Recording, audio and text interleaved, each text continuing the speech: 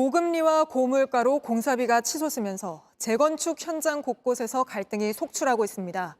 황금알이라 불리던 강남권 재건축도 공사 진행에 차질을 빚고 있는데 정부가 속도를 내고 있는 각종 재건축 사업도 영향을 받을 걸로 보입니다. 공다솜 기자가 현장 목소리를 들어봤습니다. 5천 세대 규모의 서울 서초구 재건축 현장입니다. 이곳 시공사는 최근 자재값과 인건비 인상을 이유로 기존 공사비 2조 6천억 원을 4조 원으로 올려달라는 공문을 조합 측에 보냈습니다. 그만큼 올려줘야 되느냐. 그 부분은 동의를 할 수는 없는 거니까. 세부 검토 서류를 받아서 그 내역들이 맞는지 안 맞는지를 좀 검토하고. 인근 사업장 역시 다음 달 말로 예정된 착공이 불투명한 상태입니다. 시공사가 평당 500만 원 수준이던 공사비를 배로 올려달라고 요구했지만 조합 측은 난색을 표하고 있습니다. 다른 데 거고 비례해서 좀 많이 비싸니까 착공 준비는 좀 다 돼 있는데 저때 작전 끝나면 계약하고 그러면은 그래가 또 걸리겠죠. 당고 계약을 끼고 있는 서울 상계동의 한 재개발 단지는 지난해 평당 공사비가 120만 원가량 올랐습니다. 이러자 조합원 분양가는 대부분의 평수에서 1억 원 넘게 뛰었습니다. 분담금이 늘어난 조합원들이 반발하면서 현재는 철거도 못한 채로 재개발이 멈춰선 상태입니다. 이런 상황에서 정부 주도로 추진 중인 각종 재건축, 재개발 사업이 속도를 내긴 어려울 거란 전망도 나옵니다. 지금은 정비사업에서 인허가보다도 공사비를 감당할 수 있는 조합원들의 자금 여력이 더 중요합니다. 단시간에 정비사업이 확대되기는 쉽지 않습니다. 재건축 대상 구축 아파트 가격은 지난해 한때 오름세를 이어가다 최근 하락했는데 이 같은 재정비 불확실성이 반영됐다는 평가도 나옵니다. JTBC 공다솜입니다. 서울에서도 강북 지역 최대 규모로 꼽혔던 재개발 공사가 전면 중단되면서 새해부터 입주민들은 입주가 미뤄질 거란 공포에 또 건설 노동자들은 일감이 뚝 떨어져 추위에 떨고 있습니다. 이러다 제2의 둔촌 주공 사태가 벌어진 거 아니냐는 말도 나오는데 먼저 공다솜 기자가 재개발이 멈춰선 현장부터 보여드리겠습니다. 크레인은 멈춰섰고 건물들은 형체도 갖추지 못했습니다. 서울 은평구 2,000세대 규모의 아파트 공사 현장입니다. 올해 안에 주변의 GTX역이 개통될 예정인데다 입지도 좋아 강북 지역 최대 재개발 단지로 꼽혔는데 새해 들어 공사가 전면 중단됐습니다. 지난해 5월 분양 예정이었지만 분양은커녕 공정은 20%를 겨우 넘겼습니다. 조합원 간 내부 갈등이 소송전으로 번지면서 시공사인 현대건설은 공사비 1,800억 원도 못 받고 있습니다. 공사 대금을 한 푼도 지급받지 못한 상태로 공사를 하고 있었습니다. 공사 진행을 계속 하려면 조합장 등 의사결정권자가 계셔야 되는데 현재 아무도 안 계신 상태입니다. 공사는 중단됐지만 자재값과 인건비, 이자 등 공사 지연 비용은 계속 불어나고 있습니다. 재작년 둔촌주공 사태 때도 반년 동안 공사가 지연되며 비용은 1조 원가량 늘었습니다.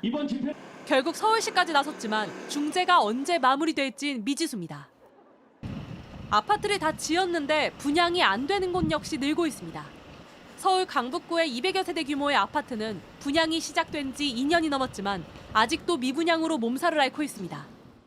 강북에서는 좀 비싼 가격인데 아파트 가격이 빠지기 시작하면서부터는 사람들이 다 외면을 했었어요. 15%를 했는데도 불구하고 분양이 안 된 거예요.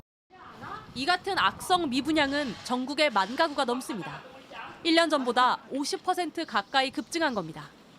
미분양이 길어지면 빚을 내 아파트를 지은 시행사의 부담이 커지고 건설을 맡은 시공사까지 어려워질 수 있습니다. 분양뿐 아니라 인허가, 수주 등 각종 건설 지표가 나빠지는 가운데 PF 부실 위험까지 불거지면서 건설 경기 경고음은 커지고 있습니다. JTBC 공다솜입니다. 지은 지 30년 넘었으면 안전진단 없이 바로 재건축에 들어갈 수 있도록 하겠다고 윤석열 대통령이 밝혔습니다. 오늘 직접 재건축을 추진 중인 아파트 단지를 둘러보고는 정부가 가로막으면 한심한 거라며 규제를 확 풀어버리겠다고 말한 겁니다. 주민들이 집합적인 자기 재산권을 좀 행사하겠다는데 그거를 가로막는다면은 정말 이 정부도 좀 한심한 상황이 아닌가. 우리 정부는 재개발 재건축에 관한 규제를 아주 확 풀어버리겠습니다. 총선을 앞두고 부동산 경기 활성화에 총력을 기울이는 모양새인데 현실성이 없다는 비판도 나오고 있습니다. 먼저 어떻게 바뀌는 건지부터 오원석 기자가 설명해 드립니다. 지은 지 30년이 넘은 목동의 한 아파트 단지입니다. 재건축을 위해 안전진단을 신청했다가 한 차례 떨어졌는데 그래서 이렇게 안전진단을 다시 추진한다는 현수막이 걸려 있습니다. 하지만 이제 준공 30년 된 주택은 재건축 첫 단추였던 안전진단 없이도 재건축에 착수할 수 있습니다. 전국 173만 가구가 대상입니다. 지금은 안전진단부터 추진위와 조합을 만들어 사업 인가를 받기까지 평균 13년이 걸리는데 이젠 절차가 대폭 단축되는 겁니다. 정부는 재건축 기간을 최대 5에서 6년 단축할 거라고 전망했습니다. 재건축 재개발은 지금까지는 규제의 대상이었다면 지금부터는 지원의 대상으로 모두를 전환하겠습니다.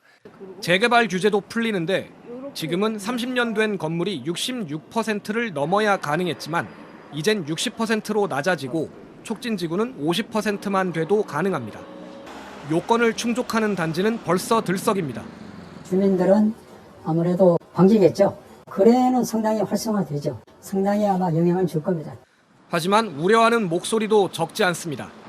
아직 튼튼한 건물을 허물 필요가 있느냐부터 저희도 객관적인 평가를 받고 싶은 거죠. 저희 건물이 정말 얼마나 노후하고 그게 합당한 건지. 집주인만을 위한 정책이란 비판도 있습니다. 그 이주 계획이 전혀 안 잡힌 상태에서 그 규제가 풀어지게 되면은 임차인들은 어디로 가야 할지. 정부는 또 2년 안에 지어지는 오피스텔 등 소규모 주택을 처음 구입하거나 이미 지어진 소규모 주택을 사서 임대 등록해도 세금 혜택을 주기로 했습니다. JTBC 오원석입니다.